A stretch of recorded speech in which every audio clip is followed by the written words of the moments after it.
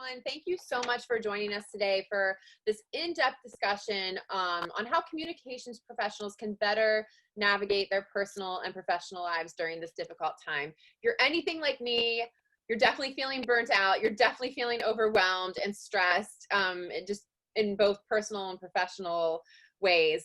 So just to get us kicked off, I'm Ashley Bernardi, founder and director of media relations for Nardi Media.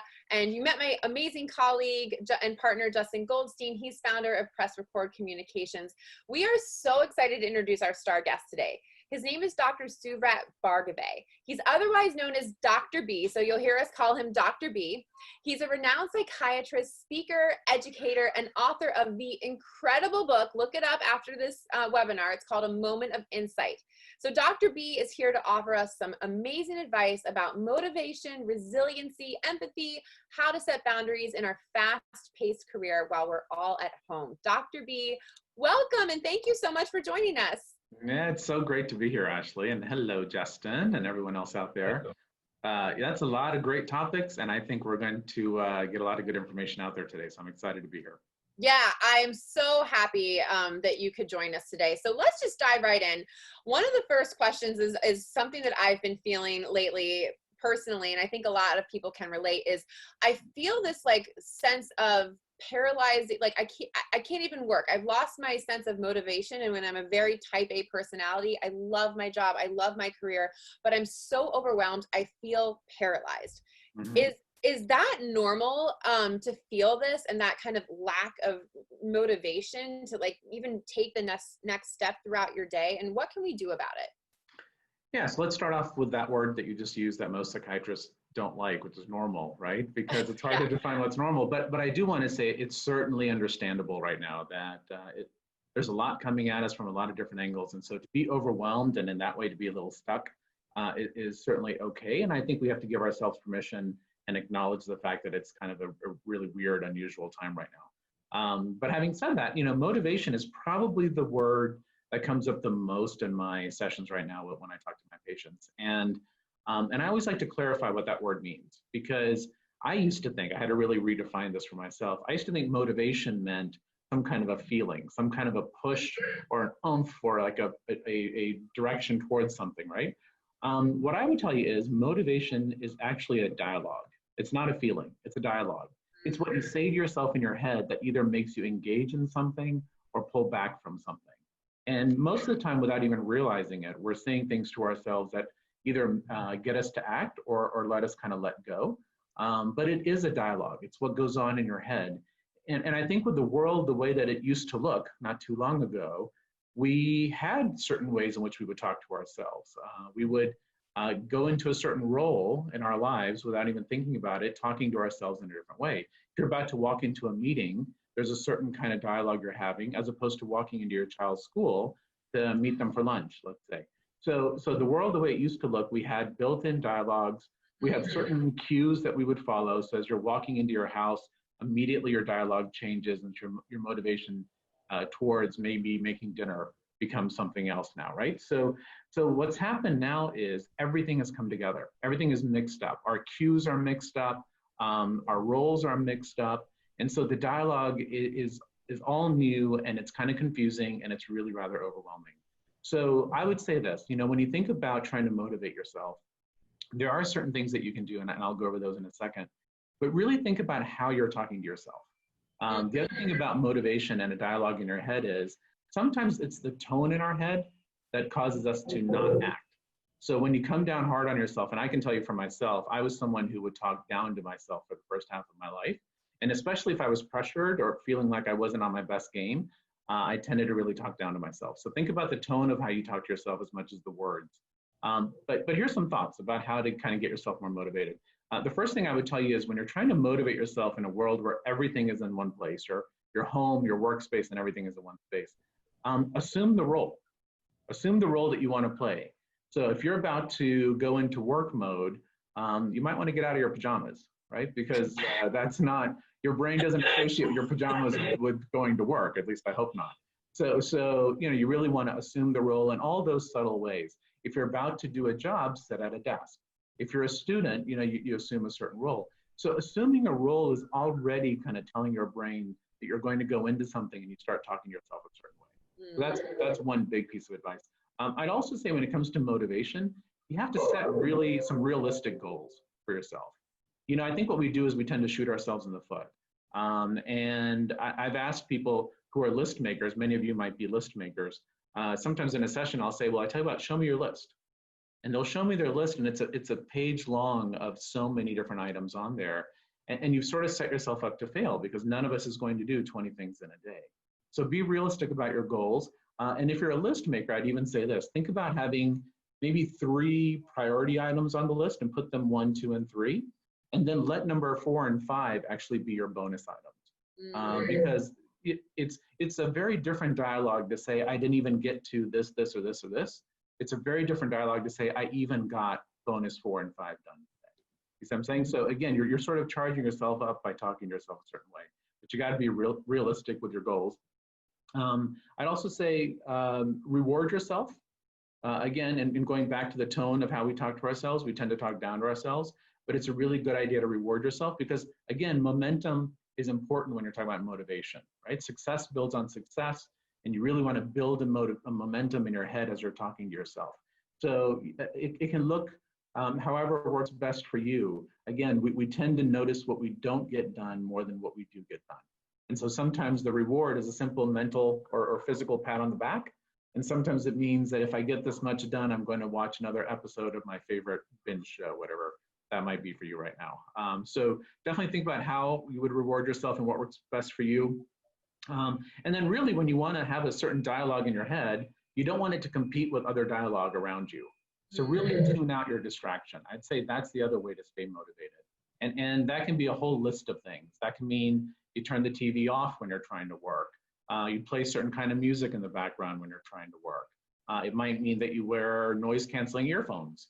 But you really do want to keep the dialogue in your head as the main focus that your mind needs its most attention towards. So again, motivation really is a dialogue. It's not a feeling. It's not an urge. It's not an oomph.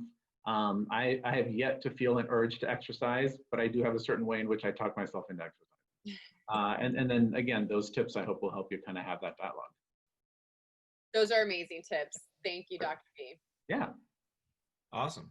And Dr. B, I want to go into this conversation about resiliency because I think it's pretty common in our field or just really any field that, we're getting pressure from family, friends, even colleagues and clients to do our best, which I think can really test our ability to live up to the expectations that are being set around us. And to your point, the different voices that we have with on a daily basis. So how do you think we can best manage this?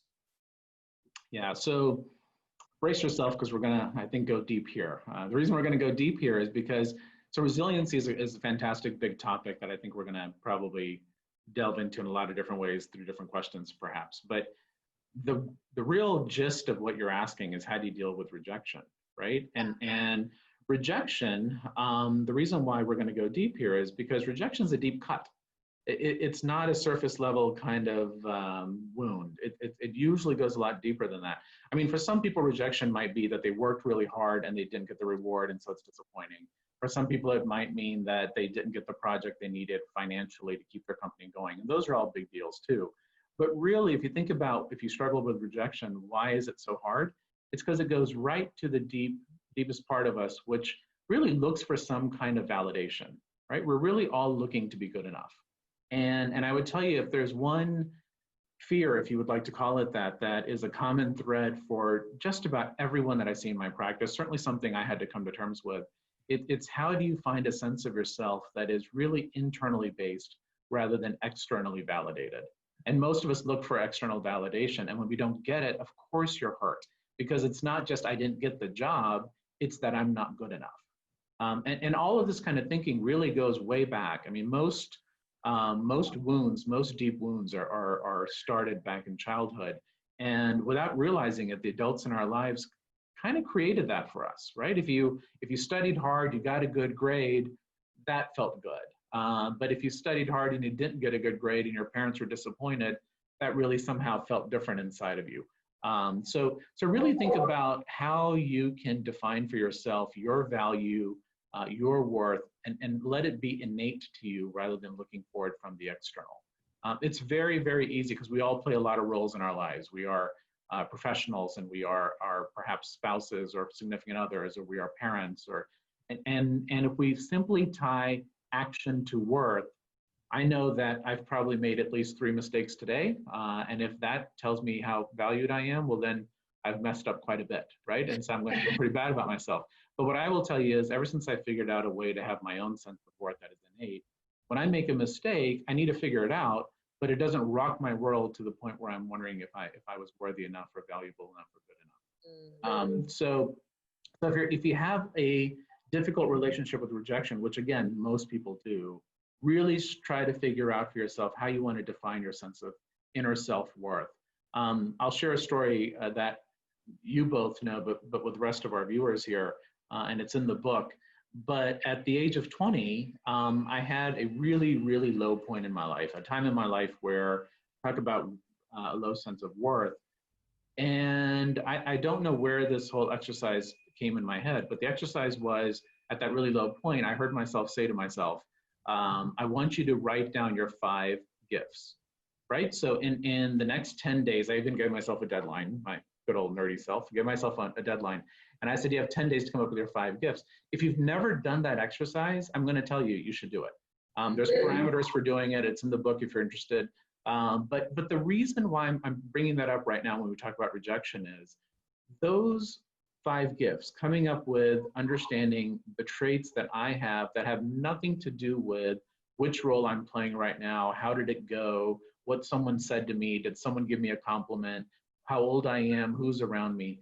Once you really understand who you are on a really deep level, and on a good day or a bad day, now that I know my gifts, they show up all the time. So I don't have, even in the worst of times, and there have been some tough times in recent years, in the worst of times, I have to deal with my problems, but I have not questioned my worth. And if I were to go back and say to my 20-year-old self that there will ever come a day where you will never question your worth again, I mean, that's huge. That's really huge. And most people never really take the time to figure out who they really are. So it's a deep answer to your question. That might have been too deep for what you were looking for. But when it comes to rejection, the reason why it hurts is because it means so much. And if we can try to make our sense of worth be something that we don't need anyone else to tell us about, then we can deal with rejection. I love that. Absolutely. I have to say, like, reading your book and also doing the 5 gifts practice, it's been so helpful in my own life, personally and professionally. So I would definitely encourage everyone to try that exercise. So just one more question on resilience. What about how can we foster resilience in others right now? That includes our colleagues. Also, I'm curious about fostering resilience with our family members, because we're all going through something different, so that we're all remaining productive and healthy during this crisis. So just fostering it in others, including ourselves. Yeah, so let's back up for 1 minute and define resilience, right? Because maybe everyone out there has a different word for resilience. Resilience to me means the ability to cope with adversity, right? And so what resilient people do is they not only figure out a way to cope with what's in front of them, but they actually figure out a way to make it work for them. They actually find purpose in it. If you think about an object being resilient, it means that under pressure, it bends. But it does mean that at some point it retains its shape, and maybe it becomes even stronger as a result, right? So the example I always give when we talk about resilience is that you have to forge steel in fire for it to become a sword. And so, you're really talking about how much resilience it has before it becomes stronger. So at this point, when we're faced with so many different challenges, and look, our world is really challenging right now, fostering resilience means not only getting through it, but finding some sense of purpose to it. And I think if we can give our kids that kind of gift, then whatever they go through in life, they'll be able to handle it better. So it's a really important and a really good question you asked. Resilient people have a really strong sense of what is in their control. That's one trait of resiliency. And so what is very tempting right now is to think about all the things in the world that are not in our control. When you talk about the COVID situation and the coronavirus, so much of that is not in our control. How other people act is not in our control with that. How long will this last is not in our control. What will the world look like on the other side of this? That is not in our control. And I think when you start thinking about those factors, of course it's overwhelming. It's almost too much, right, to have to think about. But the trait of a resilient person is, a resilient person, while they might spend a little bit of time on that, they really do pretty quickly shift over to what is in their control. And so what is in your control, just going back to the example of COVID, obviously the precautions that you take are in your control, right? Washing your hands and not touching your face and all those things that we've been able to do, that's in your control. Being informed and staying informed, that's in your control, you can do that. But the other things that are in our control, even in this moment right now, we control our attitude. You control your attitude, and getting through something difficult, so much of that is about recognizing that you control how you perceive it. And for most of us, I'll tell you, one go-to weapon when you're trying to understand what's in your control and do that is gratitude. At any point, at any time in your day when you're feeling overwhelmed, stop and ask yourself, what are 3 things you're grateful for right now in this moment? And look, you and I have 10 things we could be grateful for in this moment, including the fact that we have technology to do this and that the lighting so far is pretty good and all of that, right? So there's a lot to be grateful for. And as soon as you do that, you kind of bring yourself back to your space and you realize you're in more control right now than you realize. So foster a sense of control, I think, is one big step for resiliency. The other is resilient people have a real strong sense of social connection. They know that there's a bigger picture. It doesn't mean that they don't spend time thinking about what's going on in their lives, but they do understand that when it comes to the overall big picture, they're a piece of something else as well. And when you maintain strong connections, it does help you to be more resilient. They have a strong sense of personal strength, but they also know that there's a community that they can rely on. And if you know you've got a resource, if you know that you can rely on a community, you're more likely to kind of keep going. And that's the other big point to make about resilience. Resilience is a muscle that you build so that you can just take the next step when you're facing something. And so whether that's your project for today or the overall state of the world, we just have to get through the next step. So having a sense of community is really big, and we can help our children understand that they are part of a big community.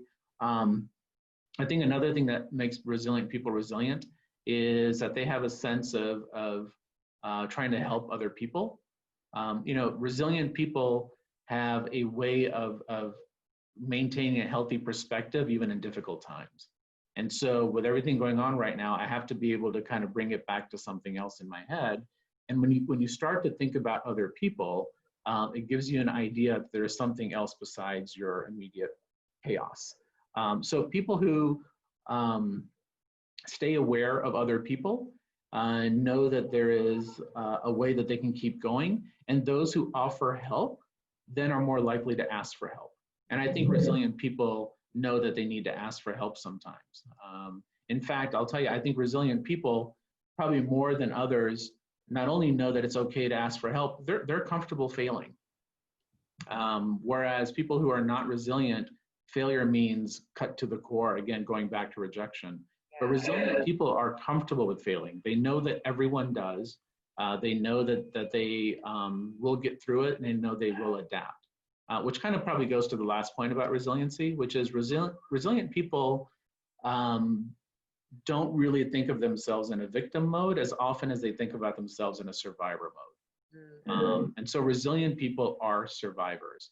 And for all that faces us in these moments, we have each one of us has survived something. We've survived to get to the next day. We've survived that project we just finished. We've survived other difficult times in the world. And we will get through this. It might hurt. We might fall down. We might cry. We might be angry, but we will get through it. So again, in terms of fostering our own resilience, it's like a muscle. You're trying to build it. Resiliency doesn't mean that you didn't hurt. It doesn't mean you didn't ask for help. It doesn't mean that you didn't have all the answers, but it does mean that you come out on the other side with some sense of purpose. And having that sense of community, having a sense of control, understanding that you are part of a bigger picture, and being able to help other people, I think will make you resilient. Absolutely. And Dr. B, I just want to remind the audience that feel free to shoot over any questions in the chat that we can ask Dr. B. We're going to start more formal Q&A for the audience around 1:30. So feel free to drop those in the chat. But Dr. B, moving on to the topic of empathy, I think especially in our industry, which is very demanding, oftentimes it's hard to maintain positivity, right? And I'm curious if you have any just easy tips or recommendations for how we can remain positive and kind to ourselves, especially as we're dealing with the challenges that, as you mentioned, are coming in our personal and professional lives due to the pandemic. Yeah, it's such a chock full question, but the piece of it I'm going to hold on to is when you said, how can we be kind to ourselves? Empathy starts with having empathy towards yourself. We think about empathy being the ability to understand what other people are feeling, but really empathetic people value emotion. They value feeling. And so often I think we criticize ourselves for being sensitive people. That was a word I would hear all the time when I was growing up. And some of the times it sounded like it was a good thing. And some of the times I'd hear my parents say that word and it didn't sound like such a good thing. And I think at some point, people who have a level of empathy think that it's some kind of disadvantage.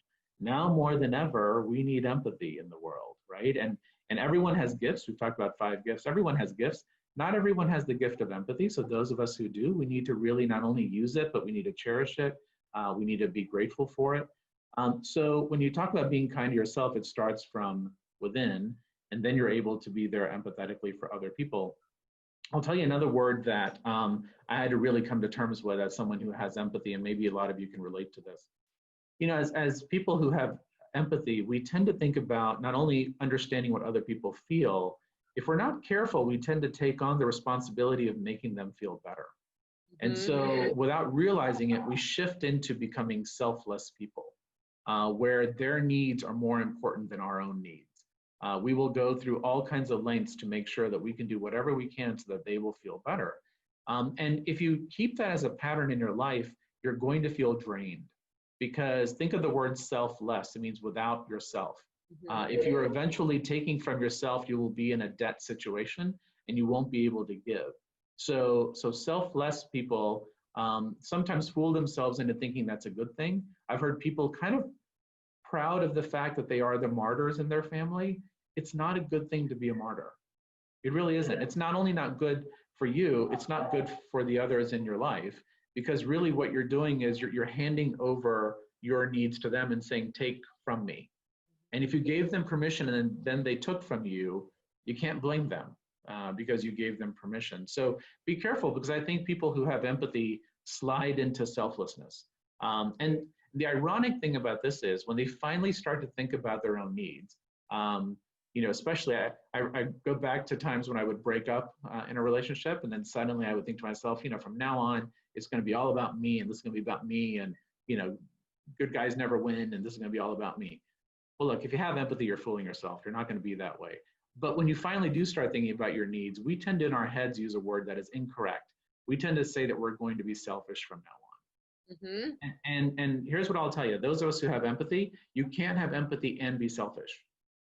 If empathy is one of your core gifts, you cannot be selfish, because what selfish means is you always think your needs are more important than everyone else's needs. And so someone who has empathy, because they're so aware of what other people are feeling, are not always going to think their needs are more important. So what I would ask you to do as you're setting boundaries with empathy in your professions and as well as your personal lives is use the word self-nurture. And self-nurture means that your needs are just as important as everyone else's needs. And not less so, not more so, but just as important. And anytime you find yourself spinning your wheels and trying to do for others and you're feeling drained, just take a moment and stop and ask yourself, are you trying to be selfless or do you need to self-nurture? And I think if you keep that balance in your head, I can't tell you how much that changed my life. Just to finally learn how to be an advocate for myself, just to learn how to take care of my needs, helped me to be more available to help other people. So it really will change, I think, your professional and your personal self if you can be self-nurturing. That's so helpful, Dr. B. And I can totally relate to that, as empathy being one of my gifts too, and really having to set firm boundaries around that over the years. Let's talk about how we can be empathetic to the needs of our job while also setting those boundaries that we can limit and or reduce those feelings of overwhelm. I suffer from this personally, where like I, feel all the things, want to please all the clients, want to over deliver, over perform, and because I want to make them happy, I'm a people pleaser too. But at the same time, we have to have boundaries there. So how can we have that delicate dance with empathy and boundaries on the job, especially as communications professionals? Yeah, that's really important to be able to find the way that works best for you, right? And again, I'm going to offer a phrase that I would say to myself in my head, and I still do, except that I now have some practices that keep me from doing this. If I'm spinning my wheels and I'm really trying to find balance in my professional and my personal life, I stop and ask myself if I'm trying to do 100% or if I'm trying to do 110%. Because I'll tell you, anxious temperament people, and most people who have empathy tend to be anxious temperament people. But if we're not careful, we tend to want to try to control variables that we can't control. We want everything to go the way we want it to go because we want to feel what we want to feel. And that's unrealistic because you can't control every variable. You can control the variables that you can control up to the point that you can control them. So even those you can control 100%, you can't do 110%. And I think what's really interesting is maybe some of you can relate to this in your heads. When I say to an anxious temperament, empathetic person, you got to go from 110% to 100%, they think they're settling. 100%, guys, whole pie, big pig, that's it. That's all of it. That's what you can do, right? So once you've done your 100%, you have to kind of let the outcome be what it's going to be. And I think what makes people spin their wheels and work more than they can and should is that until they get the result they want, they think they didn't do enough and they think they weren't good enough. So they keep going and push and push and push and push. So really stop every so often and ask yourself, have you done your 100%? And if you have, surrender the control, which again, anxious people, we don't like. Surrender the control, but knowing this, 9 out of 10 times when you do 100%, the result will actually be what you want it to be. And here's the flip side. The one time that it's still not what you wanted, A, you did all you could, and B, give yourself more credit. You will figure it out.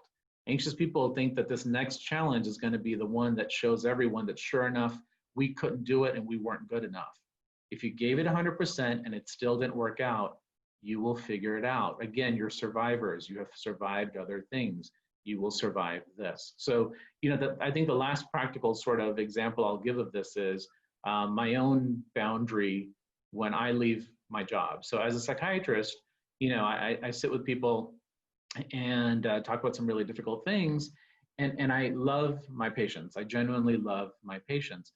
At the end of the day, though, here is a practice that I do every single day. Last patient leaves, I close the door, I look at my patient list, and I go down that list and look at every name. And every name, I sit there for a second and I give it 2 more minutes of my thought. And I think, is there anything else I would have done for so-and-so today? And if the answer is yes, by the way, I pick up the phone and I call and I say, hey, listen, I've been thinking, let's try this. Otherwise, I move to the next name. When I get to the last name on that sheet, I end up turning the page over. I say a quick prayer in my head of, thank you for allowing me to be a part of their lives and help them with perseverance and resilience and so forth. And then I leave. And so what I mean by that is I don't stop loving. If you run into me at the grocery store and you're a patient of mine, I still love you. But I know that I've done what I can do. I know I've done my 100%. And now I have to leave that where it is. So that's my way of maintaining some boundary to my empathy, is that I know my intention is complete. And after that, I have to let the result be what it's going to be. Oh, Justin, you're on mute.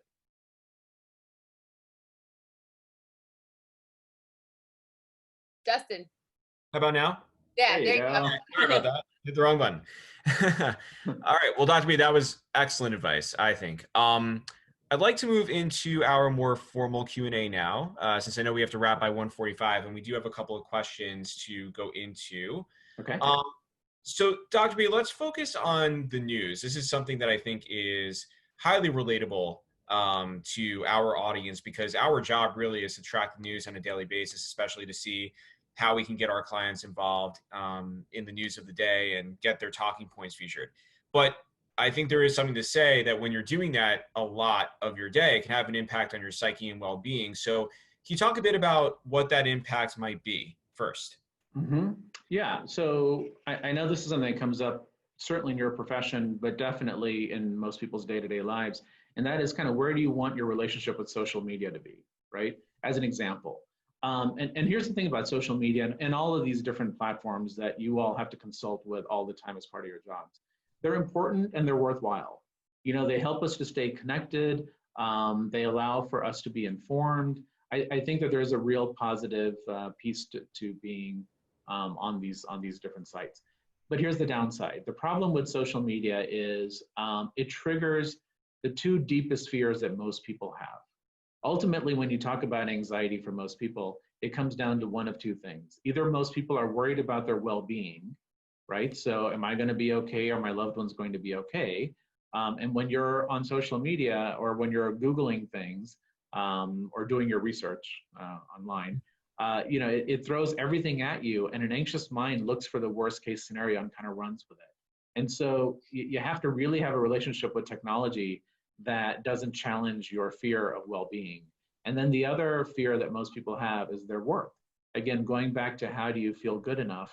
And the slippery slope of being too engaged, especially on these platforms, is it makes you question your worth if you're not really careful. If you're not strong in your sense of self, as you're looking at other people's pictures in their lives, thinking that everyone else has done something better than you've done, suddenly it starts to trigger that off, whether it's how many likes someone has or what their vacation photos look like or anything else that's on there. So while it's an important platform, it's something you got to be careful about so it doesn't trigger your fears. Absolutely. Yeah. Um, But yeah, let me say this though, Justin. I know that you guys all have to be really informed, and as someone who's been a proud client of yours, of Nardi Media's, I want to say this. I'm so glad you guys are connected because, for me to have the chance to offer some advice or be an identified expert, I need to be right in the know, and that's where we count on you guys, right? But even with that being your profession, I think you have to have certain guidelines, and to figure out your guidelines, the first thing I would say to you is start with where you're at. Know what works for you. Don't worry about what works for everyone else. Know what works for you. Accept your feelings, acknowledge your stressors, and then, decide what works for you. And for some people, that means that they're going to look at those sources 3 times in a day. And for some people, it means they can look at it on the hour. There's not a right or wrong to that. It's just that you have to know what really works for you. But that begins with being honest and respecting of yourself. I would also say when you're feeling it getting overwhelming, step away. I'm saying that because as professionals, you may not give yourself permission, even when your body and everything in you is telling you that you need a break, you may not give yourself the grace to step away in that moment. And then the other thing I'd say is, have 1 or 2 people, trusted sources and friends, that when you have to step away, that they'll get you back in the loop if something does come up. And I think that those are some tangible ways in which you can have a relationship with being in the know and not letting, the fear of missing out kind of trigger your anxiety. Yeah, Dr. B, I actually am curious how you can relate that back to even stepping away from email. I feel like similarity there where I know for me and some of my colleagues that I've spoken to, it's like you sometimes feel like when you get an email, you have to respond in the moment, or you can't go and take that break until you address your client's need or reporter's need, whoever it is. So I'm curious if the same principles apply to that, or if you have any specific maybe recommendations when it comes to kind of detaching from your inbox for a bit. Yeah, a couple of thoughts go through my head. One is I should let the audience know that my wife is in real estate, and probably next to you guys, real estate is another profession where, your job sort of depends on your being available.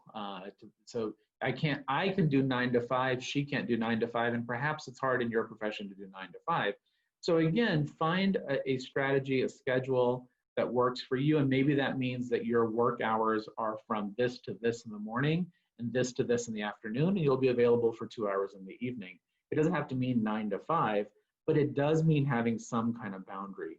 And I think as you're setting that schedule up, you should actually schedule breaks. You should schedule breaks. You should schedule a lunch. You really have to make sure that in the work-life balance that you're giving yourself a chance to kind of replenish so that you can then be available again. So I think it is really important. You know, again, going back to technology as it is today and where we were in the world, I'm going to say many years ago when I was a kid, if someone called you and you weren't home, they would leave a message on your answering machine. That could be hours later that you came back and you checked it again. And then you might call and have to leave a message on their answering machine. And they might call back hours later. Now, when we have texting and you get a text or you get that ping, you feel like you have to respond right then and drop what you're doing. We're the ones who started to change the game. The game was working the way it was before. And so I think to have boundaries is going to be something that we're all going to have to reset as a community, because otherwise we're going to get burnt out if we don't. Especially right now while we're facing this pandemic. I feel like I feel like I'm already there, but with your great advice, I'm going to take a couple steps back and back away from my stress. So Dr. B, this has been so amazing. We have one more question for you, and it's probably the most important question because I want everyone to know about your book, A Moment of Insight. A Moment of Insight, one of my favorite books ever. Can you tell the audience a little bit about your book and your story and also where we can find it? Definitely. Thank you for asking. So A Moment of Insight really came from having fantastic, deep, sometimes vulnerable and hurtful discussions with thousands of patients over 20 years. So if there's any value that's come out of this discussion you and I are having right now, I can tell you my privilege is that I get to have these sort of discussions all day long. And so most of these strategies are not things that were taught to me in medical school. It's that with sitting with people, you gain wisdom. And wisdom is not, gosh, I am so wise and you are not. Wisdom is the knowledge from living life. So you've lived life and you have wisdom, and I've lived life and I have wisdom. The advantage I have is I've gotten to witness the lives of so many people who are going through really tough times. And what I found in those moments was at their lowest points, even though people thought that their situation was the worst and no one else can understand, it turns out that at the core, we're all really struggling with the same thing. And the ways to get better and the ways to get through it and develop that resilience is also very, very similar. And so I thought, well, if this is what keeps showing up as being important, why are we not talking about it?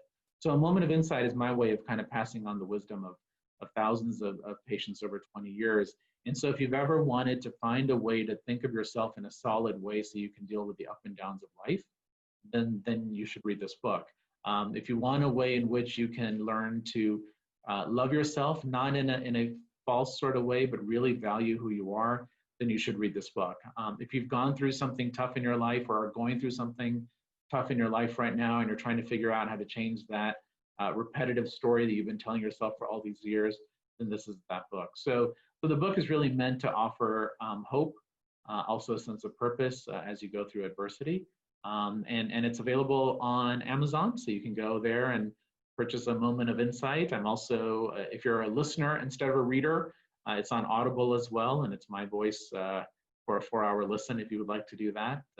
And in the book, I've shared what I'm going to call patient stories, although they're really compilation stories of thousands of people. But I also decided I was going to share my own struggles, my own story.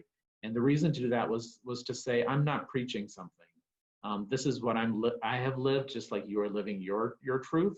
But this is how we can all get through it. So yeah, the book is available on Audible or Amazon, or you can join me on Facebook, A Moment of Insight as well, and I'll post things there too.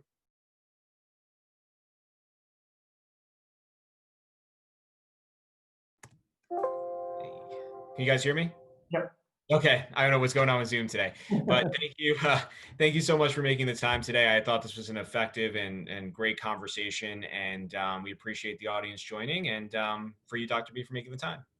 Thank you, guys. Thank you for having me, and thanks for all the work you guys are doing. I tell you, it's a weird world right now, and so now more than ever, we need you, but we need you healthy. Oh, we so appreciate you, Dr. B. And I know that our audience, I especially found this so helpful, so valuable for right now. So thank you, thank you, thank you. We're so grateful for you. Absolutely. Take care. Have a good day. All right. Thanks, everybody. Bye, everyone.